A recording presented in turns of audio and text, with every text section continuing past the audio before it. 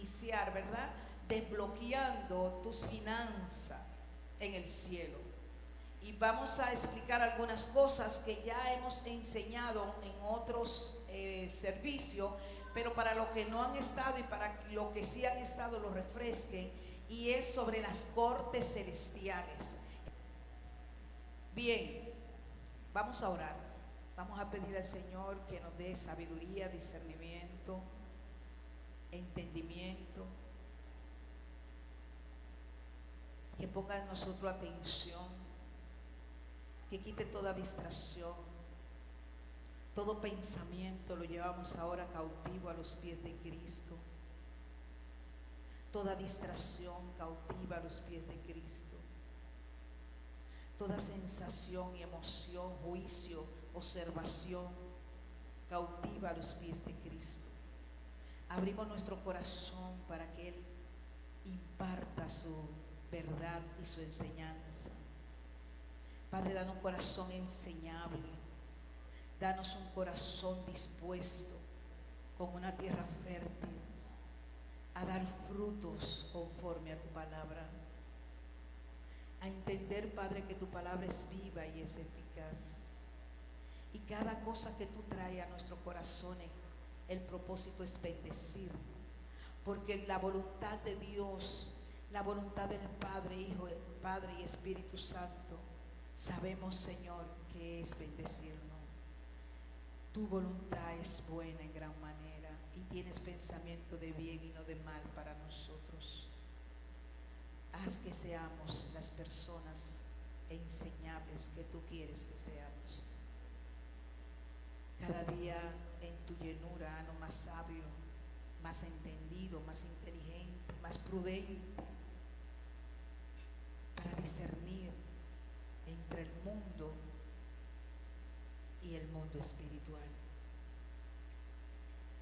Ata, Señor, los planes de Satanás y sus demonios contra nosotros, contra nuestra alma. Ata el enemigo de nuestra alma y refuerza nuestro cerco para que seamos personas prósperas, personas entendidas, personas con ideas, personas, Señor, que recibamos tu diseño que tú traes del cielo a la tierra, en el nombre de Jesús, en el nombre de Jesús. Amén y amén. Así que, ¿qué son las cortes celestiales? ¿Qué son las cortes celestiales? Hemos hablado en otra ocasión sobre las cortes celestiales y créanme que es un recurso sumamente importante en su vida para alcanzar logros que usted quiere y para quitar las piedras o los muros que lo detienen. Y las cortes celestiales es una dimensión celestial de fe.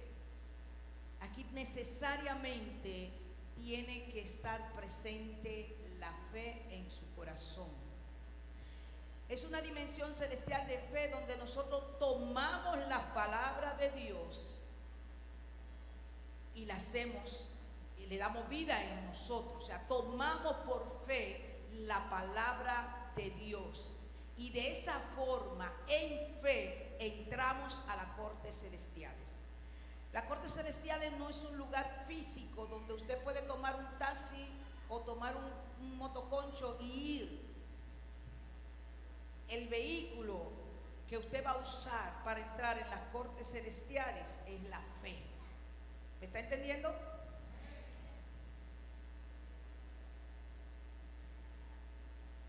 Jesús hizo en la cruz la transacción legal más grande de la historia. Lo que hizo Jesús en la cruz fue la transacción legal más grande de la historia.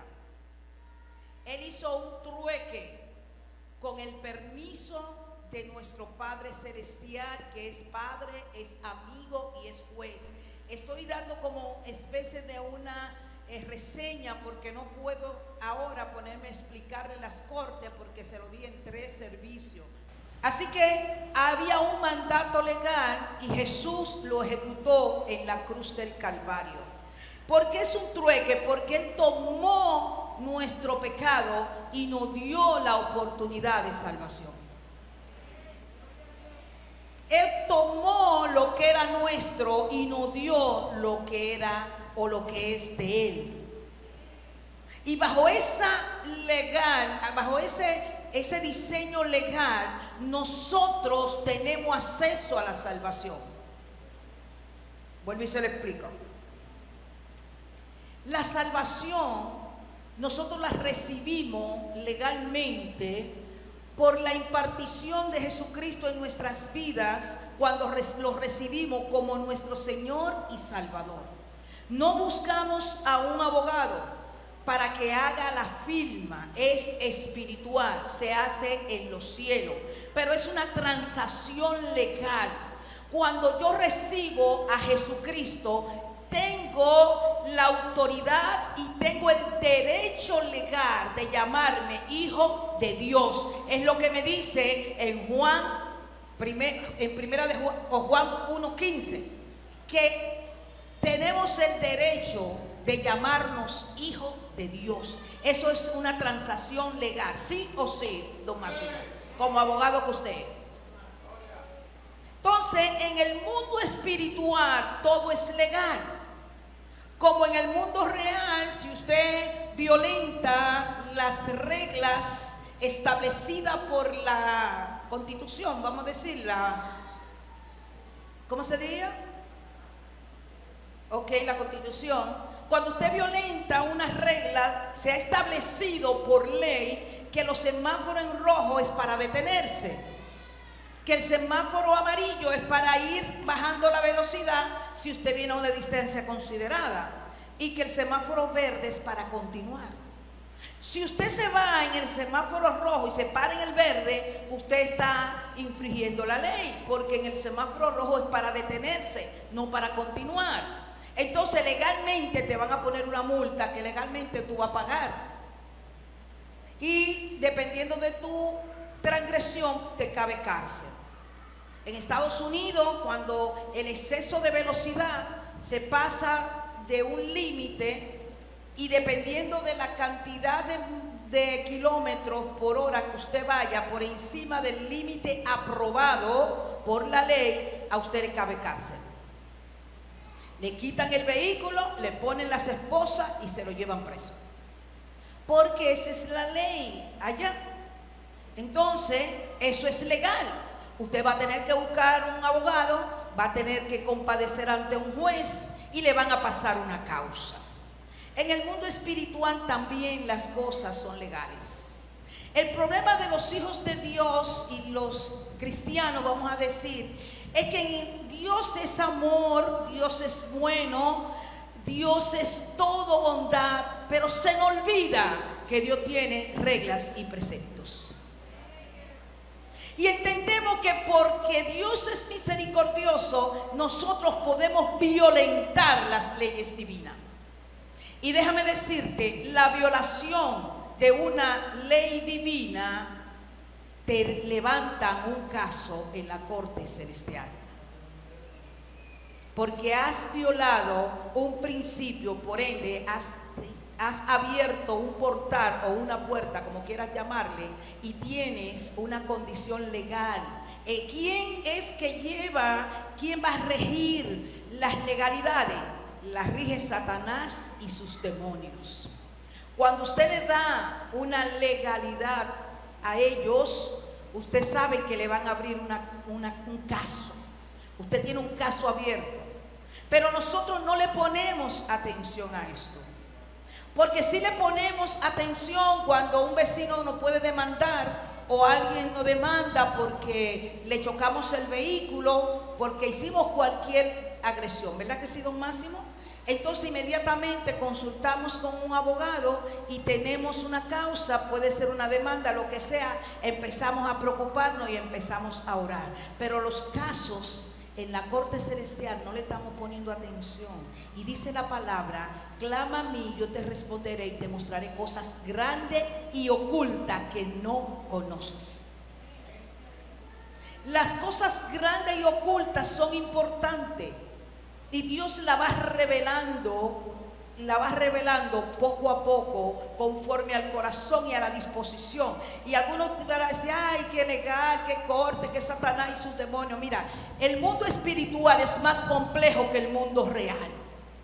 Y si tú te cuidas en el mundo real de que no te lleven a la corte, cuídate más en el mundo espiritual de que no te lleven a la corte. Porque si tienes un caso en el mundo espiritual, tu caso en el mundo real será peor. Entonces tenemos un Dios bueno, maravilloso, con el cual podemos contar. Dice la palabra que Él es el juez. Él es el juez. Y Él da los veredictos.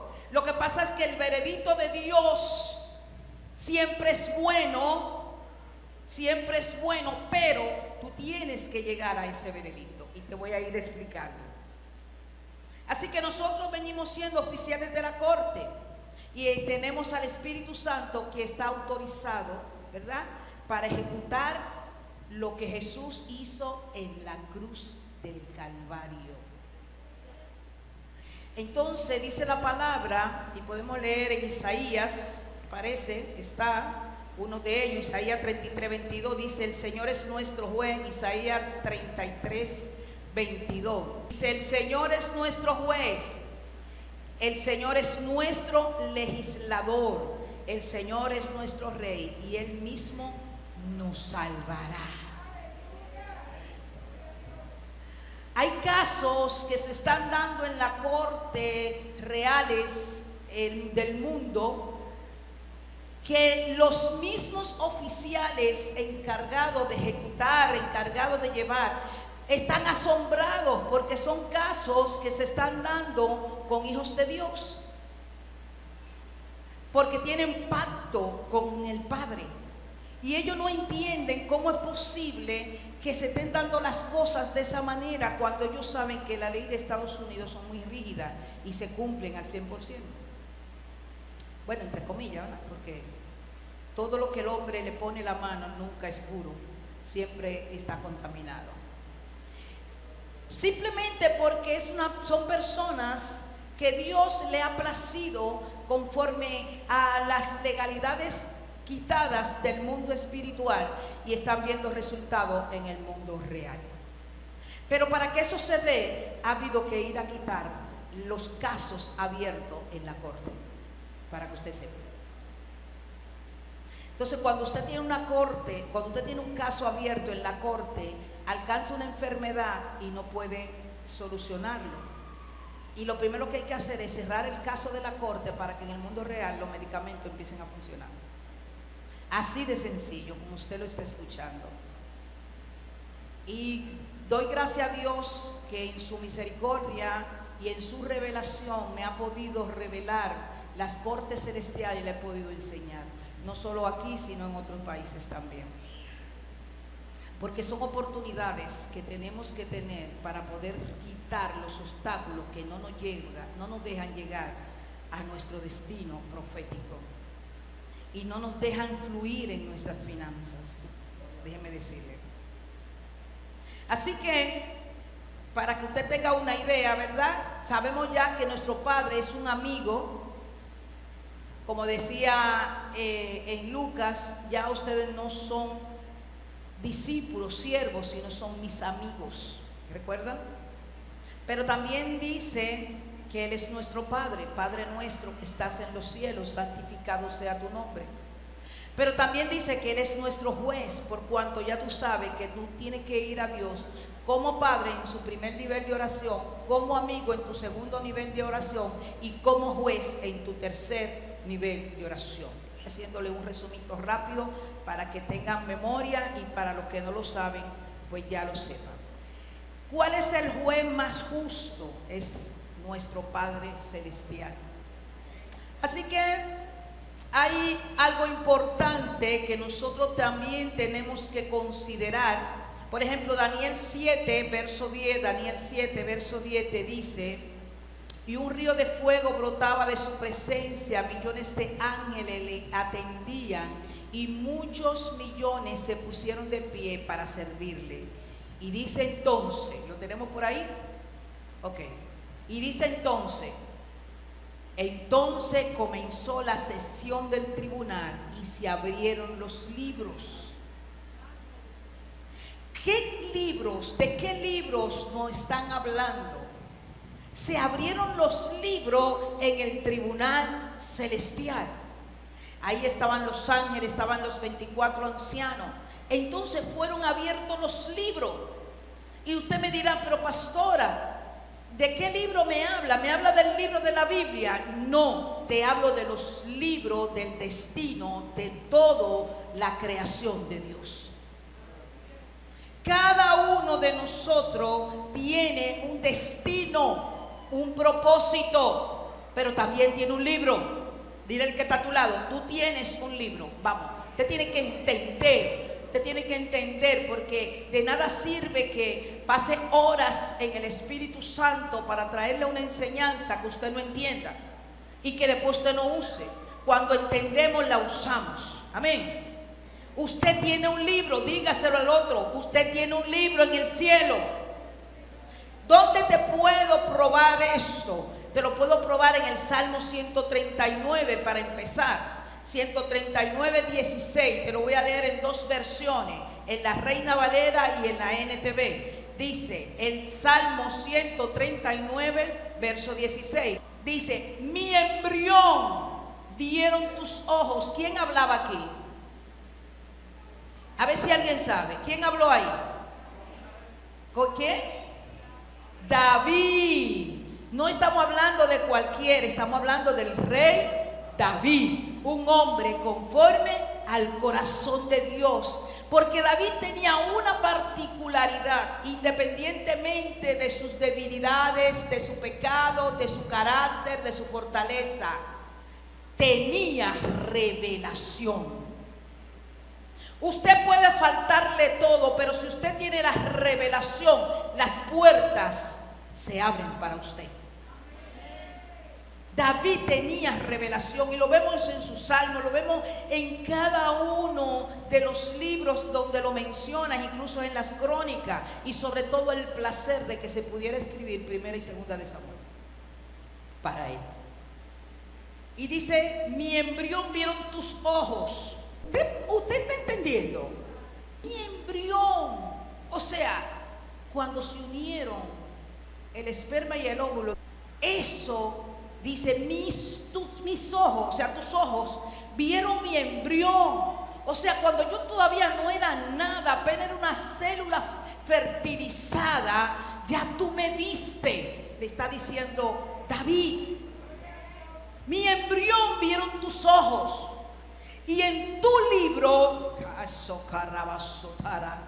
estaban escritas todas aquellas cosas que fueron luego formadas. O sea, antes de que usted sea gente, que usted sea feto, que usted sea niño y después sea hombre o mujer, hay un libro donde están escritas todas las cosas de tu formación. ¿Usted cree que usted es poca cosa? Oye, a mí no importa lo que en tu vida te hayan dicho, hermano, ni cómo tú te veas. Tú eres tan importante para Dios que hay un libro sobre ti con tu formación en el cielo y con tus destinos. Oiga, es que usted tiene que entender esto. Por azotar a calle de Becerra. Si se lo va a dar, hacelo bien y hacelo al Señor. ¿Sabes por qué? Porque cuando tú sabes que hay un libro que está escrita tu destino, tú tienes un derecho legal para que ese destino venga a tu vida aquí en la tierra. Yo no sé, escúchame bien, yo no sé lo que tú esperas o lo que tú le has creído a Dios. Pero lo que yo sé, que en mi libro las cosas que hay escritas son bendiciones y buenas para mi vida. Porque ¿acaso hay un Dios que tenga diseños malos o disparatosos o tonterías? Sus diseños tienen que ser buenos. Tus diseños tienen que ser buenos. Y oye, los que son niñas, las que son adolescentes, los que son adolescentes, aprovechen el conocimiento, porque a lo mejor me hubiese gustado a mí conocerlo cuando tenía la edad de ustedes, niñas. Porque otra cosa sería, porque yo estuviera reclamando mi destino desde hace tiempo, y muchos problemas que hemos vivido no lo tuviéramos. Porque los diseños de Dios son buenos y buenos en gran manera. Así que sigue diciendo el verso, sin faltar una de ellas. O sea, está hablando de completo. David tuvo la revelación, tuvo el conocimiento, sabía que esto, y dice, cuán preciosas me son, oh Dios, tus pensamientos. O sea, él está afirmando aquí que los pensamientos de Dios eran muy buenos y fueron plasmados en ese libro para él. Cuán grande es la suma de ellos. Y vamos a leerlo en la NTV, que es un poquito así como que más coloquial. Me viste antes de que naciera. Cada día de mi vida estaba registrado en tu libro. Ahora lo estamos entendiendo todavía mucho mejor, ¿verdad que sí? Cada día, ay santo Dios, cada día de mi vida estaban ya registradas en tu libro, Señor. Cada momento fue diseñado antes de que un solo día pasara. Tu vida estaba diseñada antes de que tú fueras un feto. Desde que tú eras un embrión, ya los ojos de Dios estaban sobre ti. El problema es que el libro está lleno de los destinos proféticos de bondad, de amor, de sabiduría, de entendimiento, de riqueza, de avance. Pero en el mundo nacemos con un círculo que nos puede guiar contrario a los destinos de nuestro libro. Y por eso muchas personas se quedan en el pecado, se quedan en la maldición o en la muerte prematura. Dice, cada momento fue diseñado antes de que un solo día pasara. Amén. Oh Dios. Así que nosotros debemos aprender cómo entrar a la corte del cielo y desbloquear nuestro destino escrito en los libros. Mire, Satanás y sus demonios saben cuáles son. Ellos saben, tienen este conocimiento. Si usted no lo tenía, pero él sí lo tiene. Y todos sus secuaces. Obviamente van a querer bloquear tu destino escrito en tu libro. Ajá, sí. ¿Tiene autoridad? No. ¿Tiene legalidad? Sí. Las legalidades que nosotros le damos a Satanás y sus demonios nos levantan un caso en la corte celestial. Y eso bloquea los destinos escritos en nuestro libro. Porque nosotros sabemos que Dios Padre es juez, que Jesucristo, conforme dice Hebreo, es nuestro abogado. Y que Satanás, y lo confirma en Apocalipsis, es nuestro acusador. Y si tú tienes un juez, usted tiene un abogado y tiene un acusador, y usted es el acusado, ¿qué tenemos? ¿Qué tenemos? Un caso judicial dado en la corte terrenal. En el caso de le pregunto al abogado, Máximo, si ustedes no sabían, el abogado, naturalmente aquí en la tierra, pero en los cielos es la corte celestial. ¡Ay, aleluya! Así que usted tiene que desbloquear la respuesta que está en su destino para que le llegue a usted. Y de igual manera, Él bloquea sus finanzas. Él bloquea sus finanzas, porque Él siempre va a buscar levantar un caso contra usted. Todas las legalidades, todas las brechas, todas las puertas, todos los errores que cometamos, las equivocaciones, el pecado, lo que sea, le da legalidad para Él tener un caso contra nosotros. Y de repente yo sé que la mente se va volando así, como que dice, wow, cuántos casos. Yo pienso, ¿verdad? Como que veo alguna mente que dice, pues yo tengo muchos casos en el cielo. Yo no sé cuál es la razón de su caso. Pero siento que algunos pueden estar pensando, pues yo tengo muchos casos abiertos en el cielo, en la corte celestial. Porque Él bloquea la respuesta del cielo en tus finanzas, en tu familia, en tu salud, en tus proyectos, en tus propósitos y en tus planes. Y Jesús puso un ejemplo en Lucas 18, te lo voy a contar así para ser más rapidito, de un juez injusto y una mujer que pedía que le hiciera justicia ante sus adversarios. Pero este juez no le hacía caso a esta mujer, no le importaba nada. Por ende, ella iba constantemente donde el juez y le pedía y la fastidiaba de tanta insistencia para que le hiciera justicia. Por eso dice en el verso 4, por algún tiempo él no quiso. Estoy en Lucas 18:4. Por algún tiempo él no quiso, pero después dijo para sí. Miren qué pensó este juez injusto.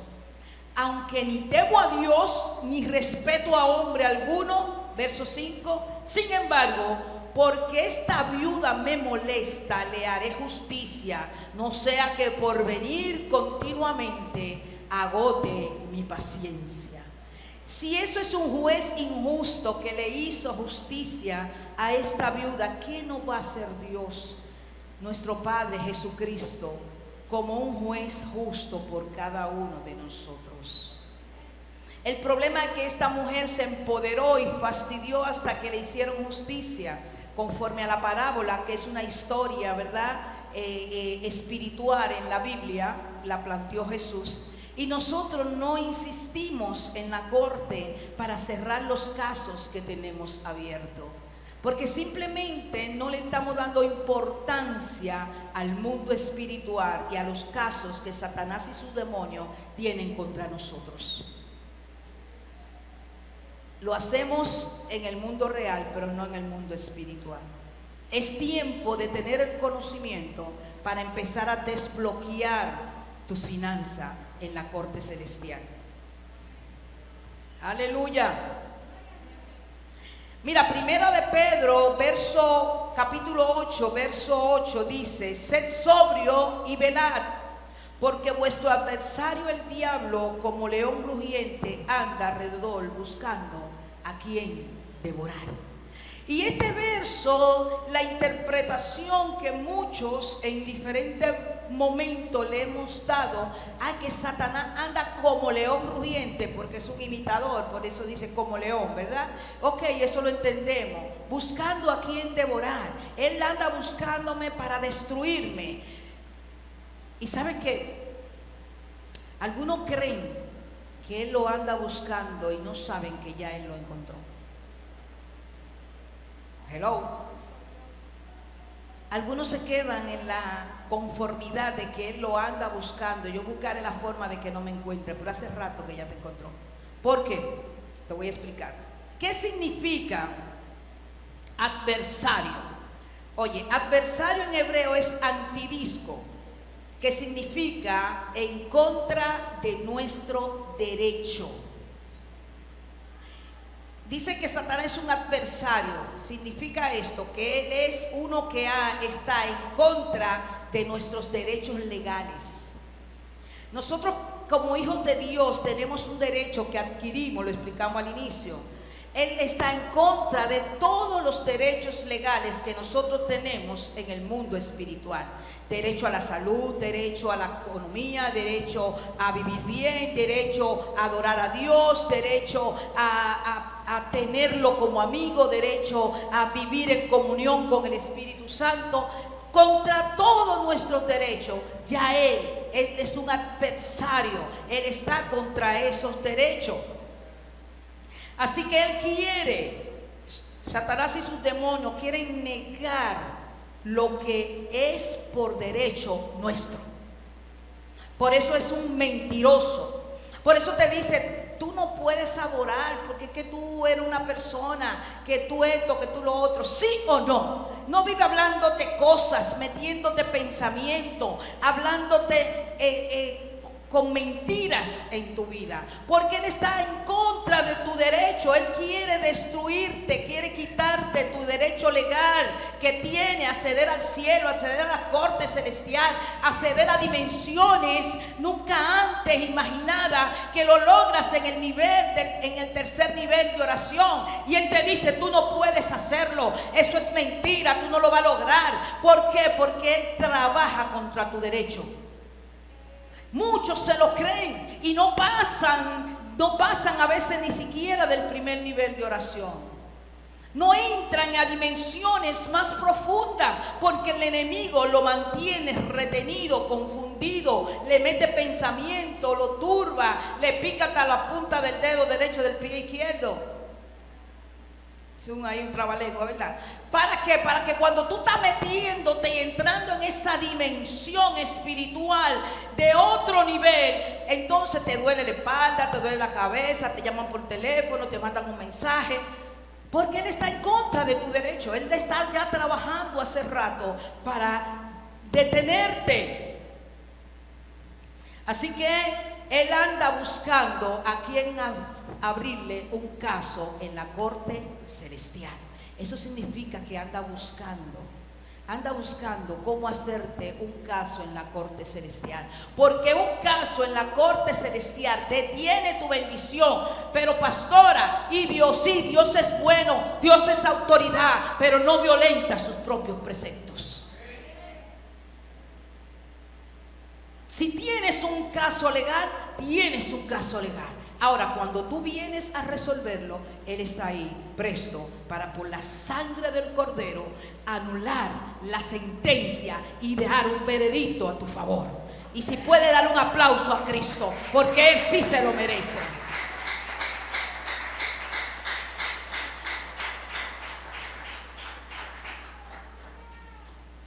Por eso hay cosas que no puedes alcanzar, porque tienes un bloqueo en la corte celestial, porque tienes un caso, que ese caso es quien te bloquea.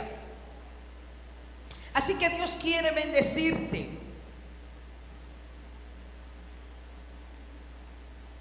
Dios quiere bendecirte. ¿Sabe que un caso, Pedro, en Lucas 32, Jesús le dijo a Pedro, Satanás te anda buscando, te ha reclamado, te ha pedido, en otra versión dice, te ha pedido para ser zarandeado? ¿Recuerdan ese caso? Dice, te ha pedido, y la palabra pedido significa para juicio. Y Jesús mismo es quien se lo dice a Pedro. Otra prueba de la palabra de Dios.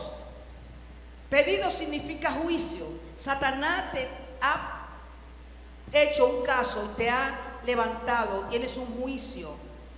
Te ha pedido para zarandearte, te ha llevado a juicio para destruirte. ¿Y qué le dijo Jesús? No, Pedro, ya yo te exoneré. Tranquilo, vete tranquilo, que yo te exoneré, porque yo sé que tú eres Pedro y sobre ti edificaré mi iglesia. ¿Le dijo eso Jesús? El ministro Martín. No, no se lo dijo. Pudo habérselo dicho si hubiese querido. Pero Jesús no le dijo, ya te absorbí, tranquilo, ya yo declaré un veredicto a tu favor. No, le dijo, oro, para que tú no caigas. Y cuando entonces, y estoy parafraseando, tú resuelva tu caso, tu juicio, venga a predicar el evangelio de Jesucristo. Ay, Dios mío. Oye, Satanás sabía y encontró un derecho legal en la vida de Pedro, porque él sabía el destino escrito en los libros para Pedro. Que de ser un hombre que le cortó la oreja a un guardia, de ser un hombre que negó a Jesús 3 veces porque andaba mirando, porque si él hubiera estado en su casa no lo encuentran y lo tienen que negar. Pedro, que se atrevió a bajar y caminar sobre el agua, era un hombre de un carácter, era impetuoso, hasta cierto punto agresivo. Imagínense, yo me imagino la mano de Pedro jalando la red, porque era un pescador de redes. O sea, no pescaba con una vara, era con una red. Y se convirtió en el apóstol de la esperanza. Y escribió Primera y Segunda de Pedro. Satanás sabía el destino profético de Pedro, pero encontró un derecho legal para detenerlo, y por eso fue y lo reclamó. Eso quiere decir, le levantó un juicio en su contra. Y por eso Jesús le dice: oye, Pedro, hay un juicio en tu contra en la corte celestial. Voy a orar por ti para que salga bien de esa demanda. ¿Usted me está entendiendo? Y oro para que te vaya bien, pero cuando se termine tu causa, porque yo sé que se va a terminar, pero bueno, él no le dio esa parte, pero cuando se termine tu causa, cuando salga de ese juicio, ven para que predique el evangelio de Jesucristo. Aleluya. ¿Cuántos pueden decir gloria a Dios? ¡Ey! Así que trata de que no haya evidencia, y el problema es que hay situaciones que le dan evidencia para él levantarte un juicio, como lo hizo con Pedro. Dios quiere bendecirte en tus finanzas. Quiero que usted entienda eso. Dígaselo a usted mismo: Dios me quiere bendecir con las finanzas. Dígaselo: Dios quiere bendecirme. O el diablo tiene que saber que usted sabe que Dios quiere bendecirlo. ¿Ve por qué las cosas tienen que ser en voz alta? ¿Ve por qué usted tiene que declarar la palabra? ¿Ve por qué? ¿Por qué, hermano? Es que hay un enemigo, hay un adversario que está contra tu derecho y siempre va a buscar la forma de hacerte un caso en la corte celestial. Porque tiene que establecer, él tiene que saber por dónde usted anda. Él tiene que entender que usted está formando el carácter de Cristo en usted. Dios quiere bendecirme, lo establezcalo en su vida. Dios quiere darme buenas finanzas. Dios quiere que yo no pase trabajo. Dios quiere darme lo mejor.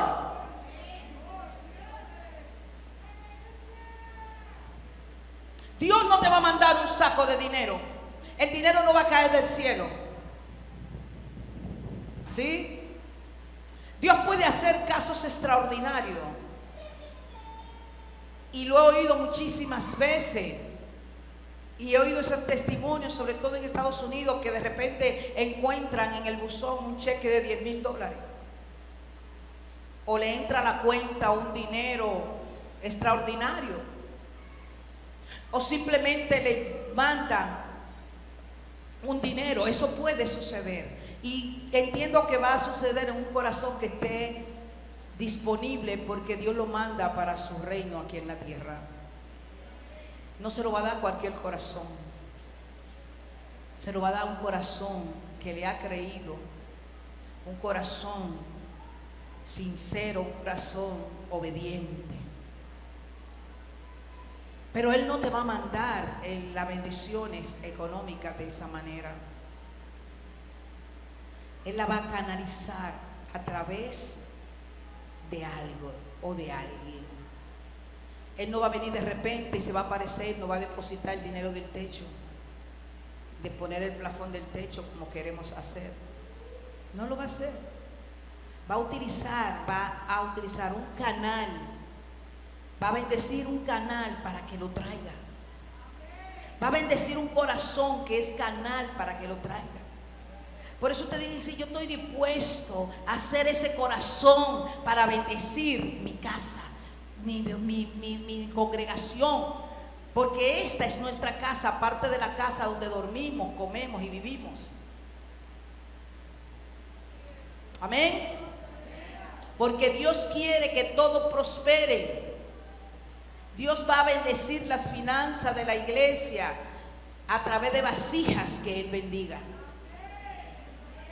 Eso lo oyeron este lado, pero parece que en este lado no. Dios va a bendecir la iglesia, la casa, la congregación, los ministerios, en todo el mundo, a través de vasijas que vengan a bendecirlas. Y cuando tú eres una vasija para bendecir la casa, significa que tú también fuiste bendecido. Dale el aplauso a Cristo. Para tú bendecir la casa, tuviste que ser bendecido, ¿sí o no? Porque Dios no te dice todo lo que te di, te lo ve, llévalo a la iglesia, no. Te lleva una porción. Todo lo otro es tuyo, así que tú recibes la bendición. Dile al Señor, yo quiero ser una vasija de bendición.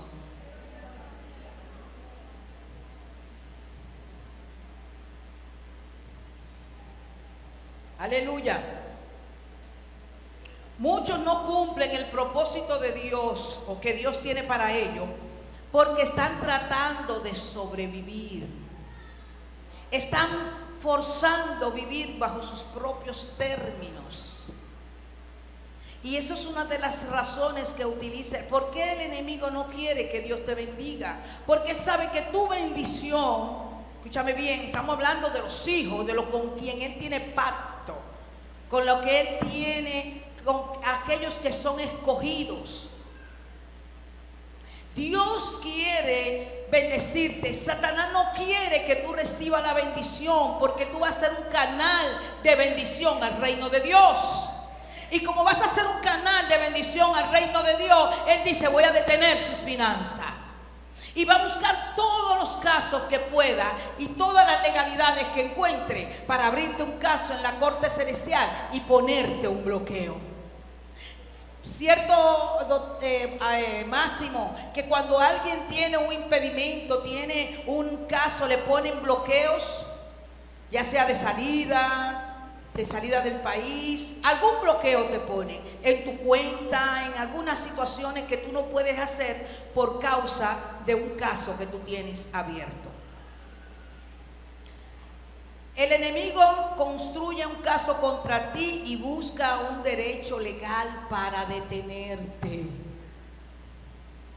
Hoy Dios te está revelando y va a traer a tu corazón cuáles son las cosas donde tú has visto que está detenido o detenida. Si ve algo, si lo recibe y sé que lo está recibiendo, te invito a que lo anote. Porque hay lo que se llama el espíritu de olvido, para que a ti se te vaya, como dicen por ahí, se te olvide, para no decir lo que dicen por ahí, se te olvide que tú tienes ese caso que Dios te lo reveló hoy, aquí en esta mañana, que está deteniendo tus finanzas. Así que hay que deshacer el asunto de tu linaje. Muchas veces el problema, el caso legal es a través de tu linaje, de tu descendencia pasada, de donde tú desciendes. Son casos que se repiten. Siempre que haya una repetición, escúchame bien, en tu vida, di, ojo, algo no está bien. Si yo tengo un caso y ese caso vuelve y se me repite, algo te tiene que advertir, te están avisando, porque va a seguir repitiéndose. ¿Por qué? Porque hay un bloqueo, hay un caso. Y eso está bloqueándote. Y se repite de una generación a otra generación. Va pasando de mi abuela tenía este problema, ahora yo también lo tenga. Es igual que la enfermedad. La enfermedad generacional hay que cortarla, hay que quitar ese linaje. Usted no puede recibir la enfermedad que la tuvo su tatarabuelo, su abuelo, etcétera. ¿Por qué? Porque es una repetición. Que mis abuelos perdieron su casa, mi tatarabuelo también lo perdió, mi abuelo también. Que nunca consiguieron esto económicamente, también en las finanzas. Esa repetición, hay que buscar por qué está ese linaje, te trae un bloqueo, porque eso representa una legalidad en tu vida. Así que busca el derecho legal que el diablo tiene contra ti en las cortes celestiales. Espero que estés anotando. Busca el derecho legal que el diablo tiene contra ti en las cortes celestiales. Dios te está trayendo memoria y va a traerlo a tu memoria. Una de las cosas, por ejemplo, algunos se justifican con que Jesús era pobre. Hay gente que se mete en ese conformismo. Hay corrientes que lo meten en ese conformismo. Jesús era pobre, usted tiene que ser pobre, usted tiene que vivir como un mendigo, usted tiene que vestir como un mendigo. ¿Por qué? Porque Jesús era pobre. ¿Quién te dijo a ti que era pobre? Jesús se hizo pobre, no era pobre. Son dos cosas diferentes. Y te lo voy a probar con la palabra. Dice 2 de Corintios, capítulo 8, verso 9. 2 de Corintios, capítulo 8, verso 9. Ustedes conocen la gracia generosa de nuestro Señor Jesucristo.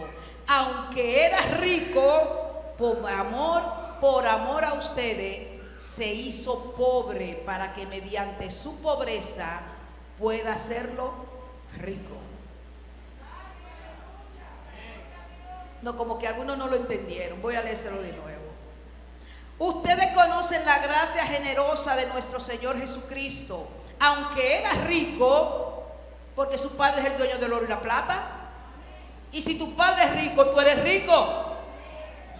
Por amor a ti y a mí, Él se hizo pobre para que tú y yo seamos ricos. Acuérdate que en la cruz fue una transacción legal, fue un trueque. Él tomó lo que es nuestro y nos entregó lo que era de Él. Él se hizo pobre para que tú y yo pudiéramos ser bendecidos. Así que esa transacción legal que Él hizo en la cruz no tiene precedente. Otro punto que vamos a ver para desbloquear tu riqueza es el poder de hacer riquezas que tú tienes. Escúchame bien, el poder que tienes para hacer riquezas. Dice Deuteronomio capítulo 8. Deuteronomio capítulo 8, verso 18. Deuteronomio capítulo 8, verso 18.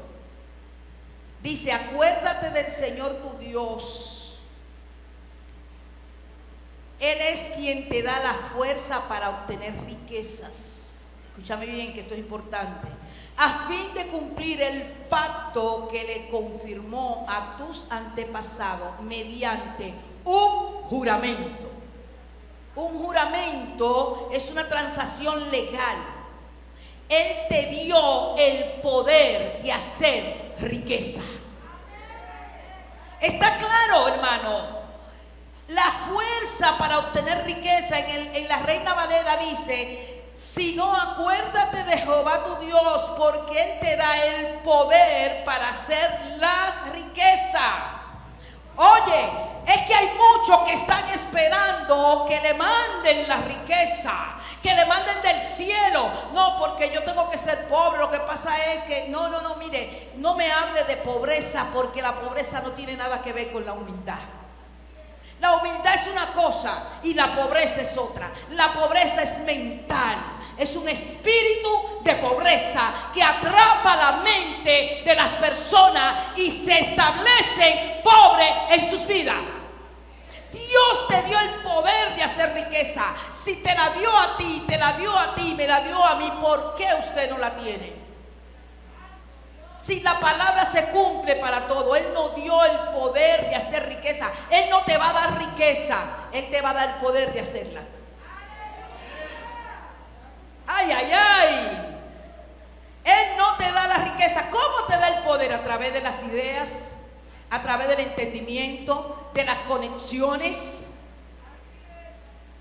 Lo que pasa es que te tienes que conectar con Él. Tú tienes que entender que tienes un libro de destino donde están escritos todos los destinos de tu vida que son buenos en gran manera. Los destinos tuyos no son ni para que tú vivas en pobreza, ni para que vivas en enfermedad, ni para que vivas con situaciones. Hay enfermedad provocada por lo que comes.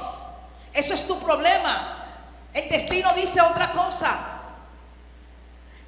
Desbarata el dinero porque no has sabido ser un buen administrador. Eso es otra cosa. Dios te da el poder de hacer riqueza. Dios bendice la mano para que todo lo que tú pidas para que todo lo que tú toques sea bendecido. Dios te da el poder para hacer las riquezas. Lo que pasa es que tiene que estar entendido para que tú puedas caminar conforme a lo que la promesa y la palabra de Dios ya se ha establecido en tu vida. Así que tú puedes y recibes la impartición del poder de hacer riquezas. Muchas veces la riqueza no está en tener un gran dinero en el banco. También ese es otro mal concepto. Es más rico el que necesita menos. Tú no tienes que ser rico porque tengas 50,000, 10,000, 20,000, 1 millón, 3 millones, 5 millones, 10 millones, o qué sé yo, cuántos certificados en dólares en el banco. Hay gente que tiene tanto dinero que ni siquiera sabe. Te dice, ahí en esa caja fuerte de certificado, yo no sé ni cuántos son. Simplemente lo van tirando ahí. Eso no es ser rico. Tú eres rico cuando no tienes necesidades. Ya tú eres rico. Tus necesidades están cubiertas. Tú no tienes que tener millones en el banco para sentirte bien. Porque la mentalidad de pobreza está en la mente. Hay gente que tiene dinero en el banco y anda con los zapatos rotos. Vestirse bien no es vanidad. Claro, si en tu mente no está la vanidad, ya eso, vamos hablando de lo normal. Tú no tienes que andar andrajoso, bien y mal vestido. Muchas veces tenemos necesidad porque usted mismo cae en los baches y empieza a tener situaciones económicas. Pero eso no tiene que ver con lo que Dios ya estableció. Usted cometió errores. Dígale al Espíritu Santo que los saque. Amén. Entonces, Él nos da el poder para hacer riqueza. Jesús no solo derrotó al enemigo en la cruz del Calvario, Él derrotó el pecado, derrotó la enfermedad y derrotó la pobreza. Porque Él se hizo pobre para que usted y yo seamos ricos. El problema es que usted entienda qué causa y qué caso te tienen abierto que detienen tus bendiciones. Dice Eclesiastés 2:26. Porque el hombre que le agrada a Dios le da sabiduría, ciencia y gozo. Eso le da Dios al hombre que a Él le agrada. ¿Y cuál es el hombre que agrada a Dios? El que cumple sus mandatos y sigue sus preceptos. Por eso le decía a Josué, esfuérzate y sé valiente. Pon mis leyes, inscríbela en tu corazón, cuélgala en tu cuello.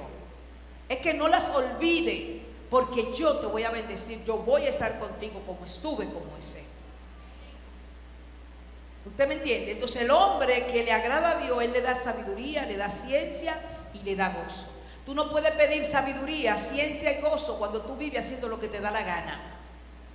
Donde tú no obedeces a Dios, donde tú vives a tu manera, porque yo soy así.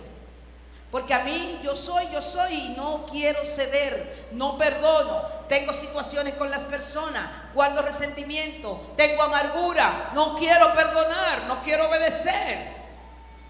Entonces no vas a tener el gozo, la ciencia, la sabiduría para hacer las riquezas. ¿Usted me está entendiendo?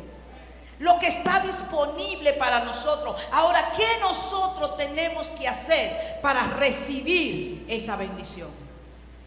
Los cambios que nosotros tenemos que hacer. Empieza por perdonar. Empieza por perdonar. Es lo más sencillo que puedes hacer para que empiece a quitar los casos abiertos que tienes en la corte celestial.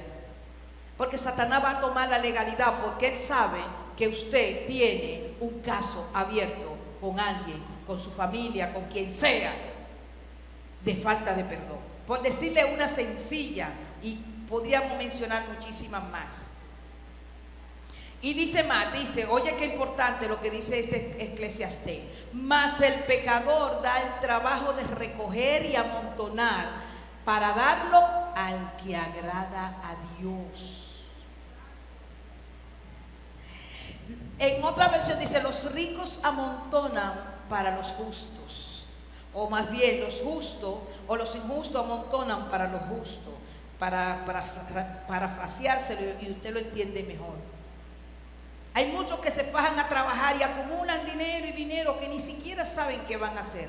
Eso lo hacen para nosotros los justos. Porque es la manera de que Dios, ahí habla como de una transferencia, ¿verdad? De transferir las bendiciones, de transferir las riquezas más bien. Transferir las riquezas para traer al reino de la tierra, el reino de Dios aquí en la tierra.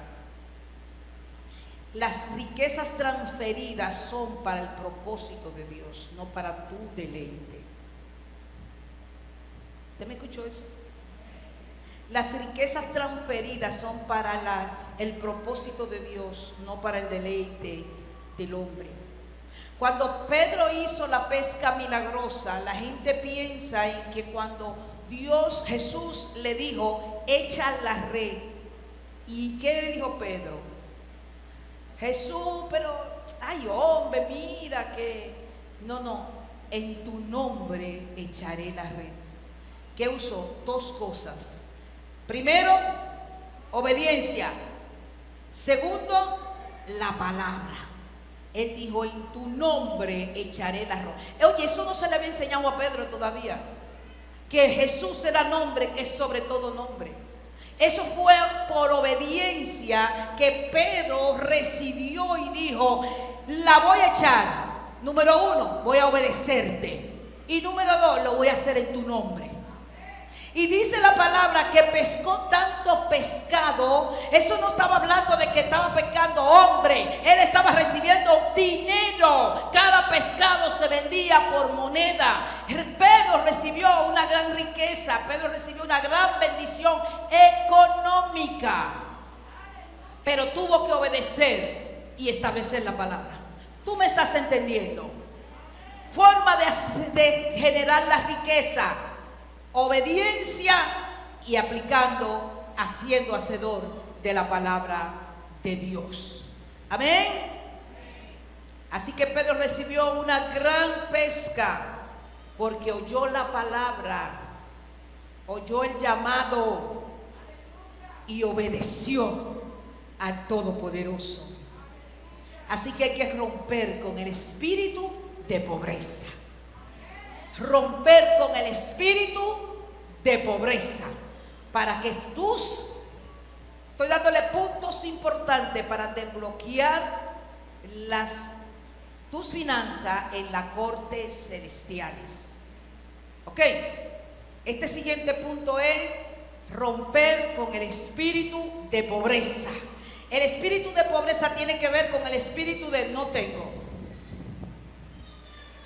Yo quiero hacerlo, pero no puedo. Y al final de cuentas te diste cuenta que gastaste 100 aquí que no tenía por qué, 100 aquí porque no tenía por qué, 500 aquí, y cuando viene a ver a más de lo que tú tenías que usar para aprender, para entrar en un taller, para tú formarte. Hay que invertir en el reino, hermano. Usted tiene que autoinvertir en el reino. Usted tiene que recibir las enseñanzas, usted tiene que invertir para crecer también en conocimiento. La gente no quiere invertir. Tiene que comprar libros, tengo que comprar un libro, tengo que comprar el manual para el curso. No tengo. Usted no es tan pobre, hermano. Eso está en la mente, eso es un espíritu de pobreza. con el cual hay que romper. ¿Cómo es posible que usted quiere estudiar, que quiere entrar a un taller y porque usted tenga que comprar el libro no lo va a hacer? Usted tiene que invertir en usted mismo. Campamento, retiro. Que yo no tengo para el retiro. Invierta en su vida espiritual, hermano, que eso es parte de romper con el espíritu de pobreza. Es una inversión que va a tener beneficio en gran manera. Puede ser a plazo corto o a plazo largo, pero va a recibir bendiciones de la inversión que usted haga en su vida. Invierta en sus hijos. No invierta a sus hijos en comprarle zapatos, bizcocho, vejiga para celebrar un cumpleaños, que es una tontería de un día. Invierte en su vida espiritual, que lo va a marcar para siempre. No tenemos dinero para mandarlo a un campamento, pero nos gastamos miles de pesos en una tontería de cumpleaños y después nos queda el reguero y todo el desorden para tener que arreglarlo. Y a veces el muchacho se raja a llorar y ni siquiera disfruta el cumpleaños. Porque ¿qué va a disfrutar un cumpleaños un niño de 2 años, 3 años o 1 año? Gente que coge prestado para celebrar un cumpleaños a un niño de 2 años. Eso le abre un caso en la corte, hermano. ¿Cómo usted va a coger prestado para eso? Cuando eso es tontería.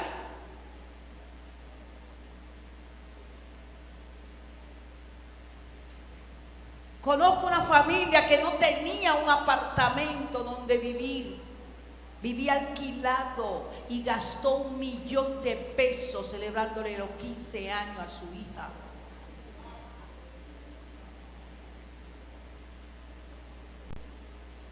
Conozco otra que tiene un negocio y le debía a todos los acreedores o suplidores y gastó $1,5 millones, hermano, en el cumpleaños de la hija en el Hotel Jaragua.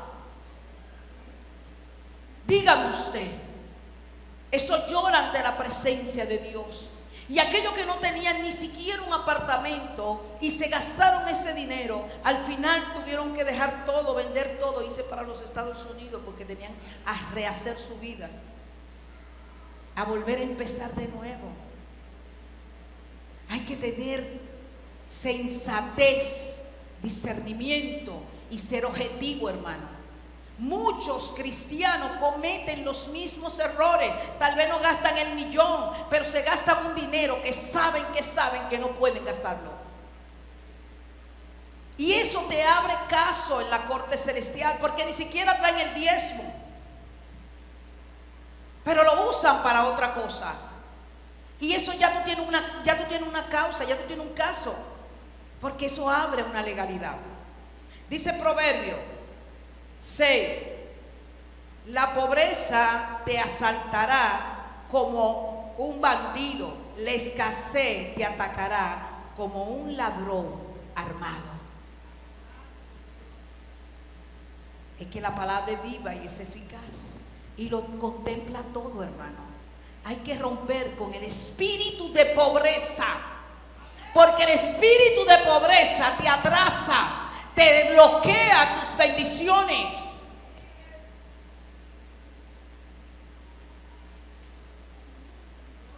El espíritu de pobreza se mete en los pensamientos, te toma el pensamiento. ¿Y dónde están los pensamientos? En la mente. ¿Y la mente dónde está? En el alma.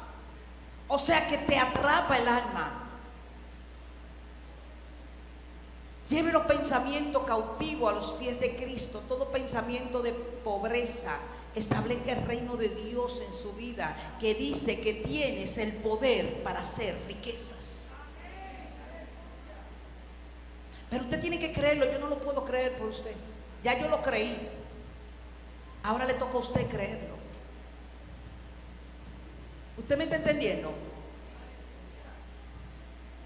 Rompa con ese acuerdo que usted hizo con la pobreza, para que ese caso que tiene usted en la corte sea desbloqueado, sea quitado. Y debe ir a la corte. Ir a la corte es fácil y sencillo. Tienes al Espíritu Santo como testigo que te lleva. Vas a encontrar al juez, vas a encontrar a tus adversarios y vas a encontrar a Jesús como tu abogado. Pero para eso se necesita fe. Usted se puede imaginar la corte. Use su mente, use su sentido de la imaginación, que no es para estarse imaginando tontería. La gente utiliza el sentido de la imaginación para la predisposición, para imaginarse lo que va a suceder o lo que no va a suceder, o lo que pasa, o por qué fulana no me miró, que lo que pasa es que fulano tiene esto, lo otro. Deje de estar usándolo para eso, úselo para la corte celestial. Pero tiene que tener fe y creer para ir a la corte celestial. Porque el espíritu de pobreza, ese pacto, ese compromiso que usted hace con el espíritu de pobreza, lleva patrones de repetición, porque alguien en tu pasado lo hizo y vuelve y se repite. Y tienes que cortar con esos patrones de repetición. ¿Cómo? Cancelando, anulando, quitando, deshaciendo ese pacto que tienes con el espíritu de pobreza. Ay, yo no hice un pacto, pero es que cada palabra que tú vives diciendo y accionando te hace un compromiso con ese espíritu, porque ese espíritu es devastador. Usted tiene unos destinos proféticos porque usted tiene un libro, pero usted tiene el poder de hacer riqueza. Usted tiene el poder para tener todo lo que usted necesita. Use la palabra de Dios en su vida, en el poderoso nombre de nuestro Señor Jesucristo. A Él sea la gloria y el poder. Amén. El dinero tiene voz, número 3, y estamos terminando. El dinero tiene voz. Dice Hebreos 7:8. Escúchame bien. Algunos dirán, ay, ya la puso difícil, pero te voy a decir, te voy a hablar una verdad porque no puedo dejarte de hablar. El dinero tiene voz. Hebreos 7:8 dice, y aquí ciertamente reciben los diezmos hombres mortales, pero allí uno de quien se da testimonio de que vive. Pero allá en los cielos, de uno de quien tú das testimonio de que vive. Esta es una porción de la palabra muy importante, porque el diezmo se da por obediencia. Y el diezmo da testimonio de que Jesús vive. El diezmo que tú le entregas al Señor da testimonio de que Jesús vive. El problema es la mente, lo que Satanás y sus demonios han puesto en el corazón de la gente. Porque acuérdate que Él tiene un caso contra tu derecho legal. Él va a traer a tu mente, a tu corazón, pensamiento distorsionado, lo que se opone al conocimiento de Dios con tu diezmo. Y eso hace que tú no des testimonio de que Jesús vive. Y como no diezma o no diezma correctamente, Satanás tiene una legalidad y te abre un caso en la corte celestial. Escúchame bien.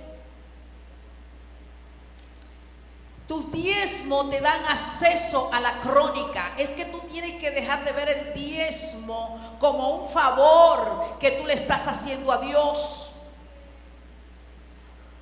Tú tienes que ver tu diezmo como un favor que tú mismo te estás haciendo para traer la bendición, para quitar todo desbloqueo a tus finanzas. Tú no tienes que estar pensando que el diezmo es para, o cuánto, o por qué. Es que Él da testimonio de que Jesús vive. Y te lo dice la palabra. Por eso el diezmo te da acceso a las crónicas. Y las crónicas te dan acceso a los milagros. Yo no te estoy hablando para que la mente torcida torcida de Satanás que trae pensamiento al hombre. Te estoy hablando de que tú vas a comprar tu milagro. Es que el diezmo en sí abre los cielos, abre la crónica y te da acceso al milagro. Te da acceso a la bendición. Porque es algo espiritual, hermano. Deje de ver el diezmo como el hombre del mundo te lo ha querido distorsionar a la mente. Por eso hay gente que dice, pero diezmo y no veo la bendición. Porque hay una deformación en la mente para diezmar. Por eso la palabra dice que no lo dé con tristeza. Incluso te dice, óyeme bien, que si tienes un problema con alguien, quédate con tu diezmo y no se lo traiga la alfolía al Señor. Porque al Señor no le interesa tu dinero, Él es el dueño del oro y la plata. Es lo que le interesa, que tú tengas acceso a las crónicas, a los milagros, a las bendiciones, y que sobre y que abunde. Porque eso decimos, el dinero tiene voz en los cielos, tiene voz en la corte celestial. Y como como tiene voz en la corte celestial, tu obediencia te abre paso en la corte. Porque se vuelve testigo tuyo. Tu diezmo se vuelve un testigo en la corte celestial. Tiene una voz a tu favor. Ay, Dios mío.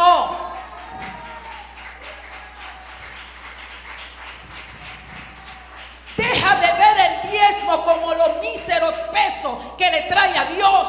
Porque son míseros, hermanos, un 10% o una ofrenda. A veces de mala gana o con mal corazón. El cual dice que no la recibe como no recibió la ofrenda de Caín. ¿O acaso tú crees que la ofrenda de Caín era mala? A lo mejor era mejor de la de Abel.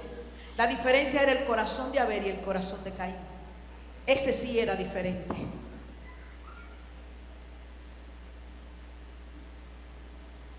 El diezmo te lleva a la fe porque está en tu corazón. Porque está en tu corazón. Y en Hebreos 7 es la porción de la palabra más efectiva para entender la dimensión espiritual del diezmo.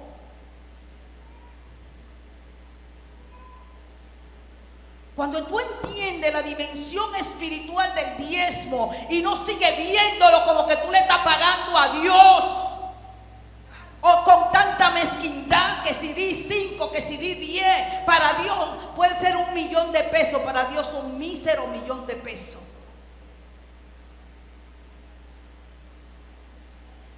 Si tu diezmo te va a traer maldición a tu vida, no lo dé.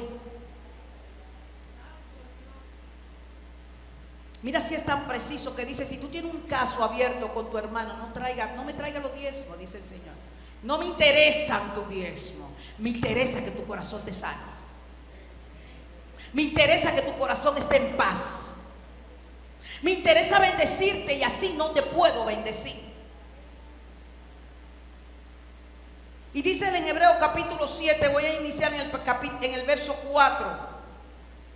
Consideren entonces la grandeza de este Melquisedec. Incluso Abraham, el gran patriarca de Israel, reconoció esto al entregarle la 10ª parte de lo que había capturado en la batalla. Ahora bien, la ley de Moisés exigía que los sacerdotes que son descendientes de Leví, los sacerdotes que Moisés puso, todos eran descendientes de Leví. Nunca puso un sacerdote descendiente de Judá. El único sacerdote descendiente de Judá es Melquisedec, tipifica a Jesucristo, descendiente, el único sacerdote descendiente de Judá. Y dice, Moisés exigía que los sacerdotes que son descendientes de Leví le cobraran el diezmo al resto del pueblo de Israel, quienes también, yo quiero que me ponga mucha atención en esta parte, porque esta es la plenitud del diezmo en la palabra de Dios. Tú puedes entrar en una nueva dimensión de tus finanzas. Puedes desbloquear todo lo que esté bloqueando tu finanza en la esfera, en la esfera celestial, ¿verdad? En la corte celestial. Tomando en cuenta también los puntos anteriores que te enseñé. Dice, quienes también son descendientes de Abraham. Sin embargo, Melquisedec, que no era descendiente de Leví, recibió de Abraham la 10ª parte, y Melquisedec bendijo a Abraham, quien ya había recibido la promesa de Dios.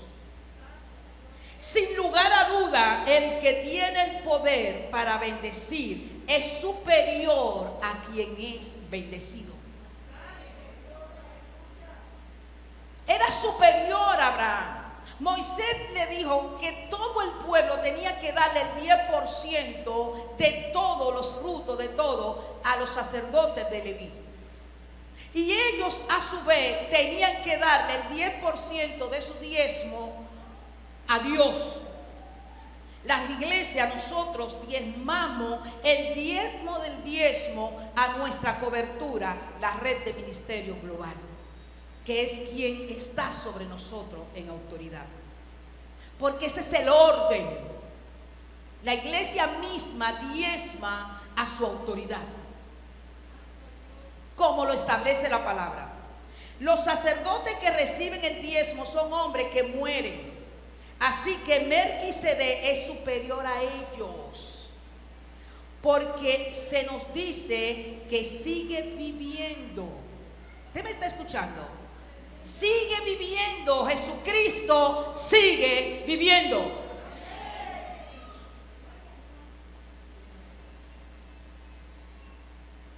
Además, estoy en el 9. Podríamos decir que esos levitas, los que reciben el diezmo, que reciben el diezmo, pagaron un diezmo a Melquisedec cuando lo pagó su antepasado Abraham. A pesar de que Leví aún no había nacido, simiente de la cual provino ya existe en el cuerpo de Abraham. Las tribus de de Israel no habían nacido. ¿Recuerdan? Porque Abraham, una de las promesas de Abraham fue su descendencia, que serían como las arenas del mar. Todavía no había nacido Jacob, que fue el padre de las 12 tribus.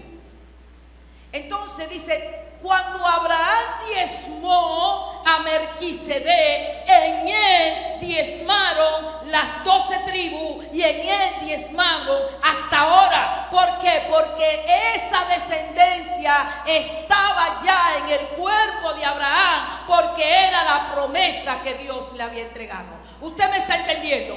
Cuando Abraham lo hizo, Martín, tú lo hiciste. Cuando Abraham lo hizo, nosotros, las tribus de Israel lo hicieron.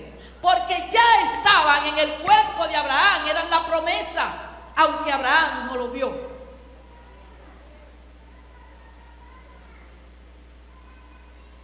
Y dice más. Entonces, si el sacerdote de Leví, sobre el cual se basó la ley, hubiera podido lograr la perfección que Dios propuso, ¿por qué fue necesario que Dios estableciera un sacerdote diferente? Estamos hablando de Jesucristo. Con un sacerdote según el orden de Melquisedec, en lugar de la orden de Leví y de Aarón. Y si se cambia el sacerdocio, también es necesario cambiar la ley para permitirlo, pues el sacerdote a quien nos referimos pertenece a una tribu diferente, cuyos miembros jamás han servido en el altar como sacerdote. Lo que quiero decir es que nuestro Señor vino de la tribu de Judá, y Moisés nunca habló de que los sacerdotes provinieran de esa tribu. Esto te está diciendo a ti que son hombres puestos por Moisés, y eran los hombres, cuando dice en el verso 8 que leímos, que recibían los diezmos. Ahora este nuevo sacerdote es establecido por Dios de una tribu diferente, que nunca lo hizo Moisés.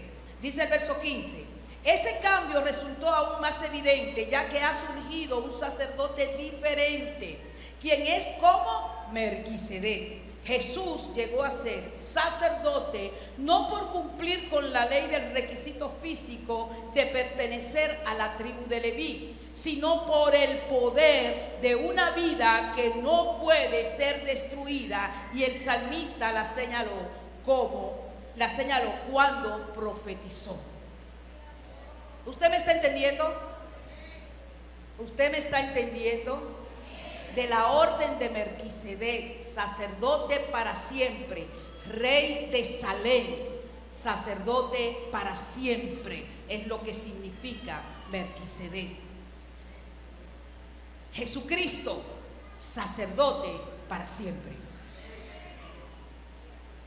Tú eres sacerdote para siempre según el orden de Melquisedec. Así que el antiguo requisito del sacerdocio quedó anulado por ser débil e inútil. Pues la ley nunca perfeccionó nada, pero ahora confiamos en una mejor esperanza por la cual nos acercamos a Dios. Este nuevo sistema se estableció mediante un juramento solemne.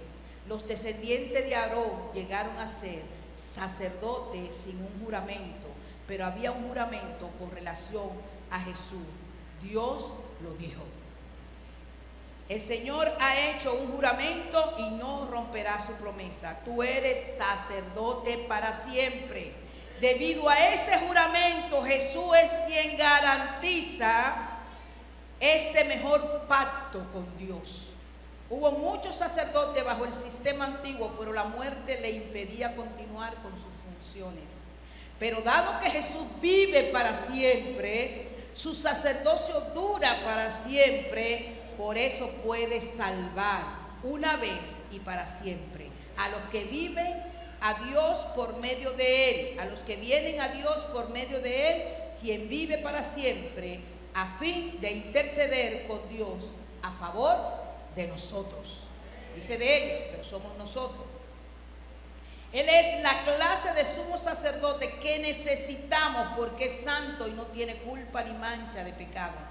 Él ha sido apartado de los pecados y se le ha dado el lugar de más alto honor en el cielo.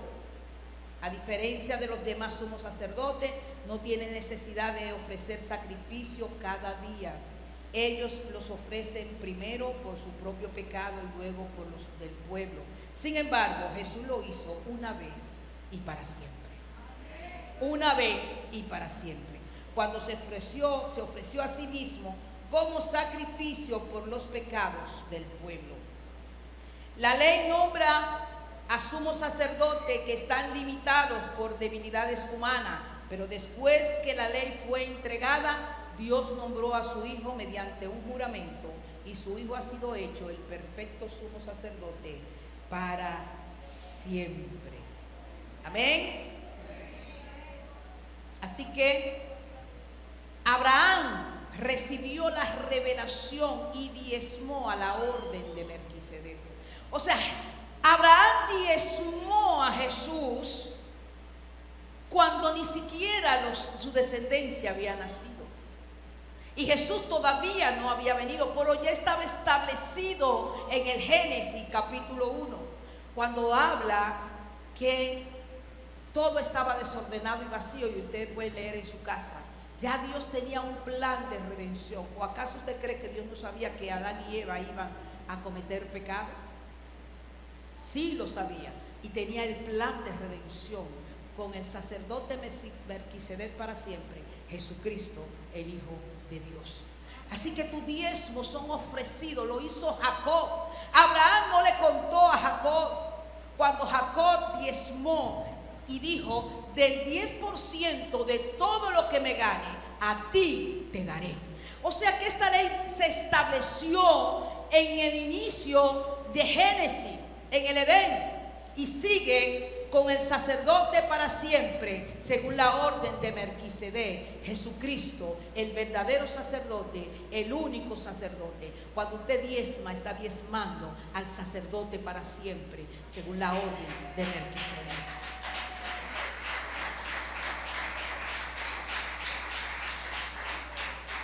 Saque de su mente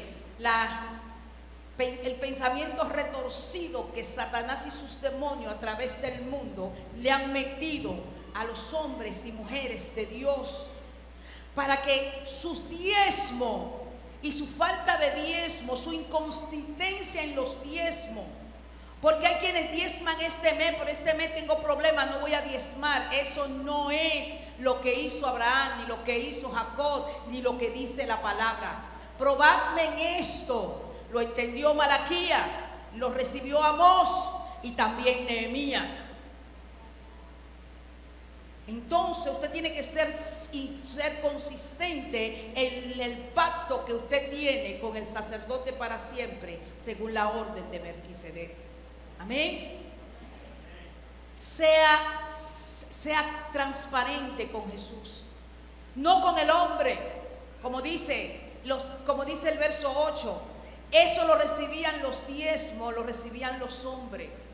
Vuelvo y les repito el verso 8 del capítulo 7. Téngalo por ahí, subráyelo y téngalo ahí presente. Me lo pone ahí, si no lo encuentro aquí primero.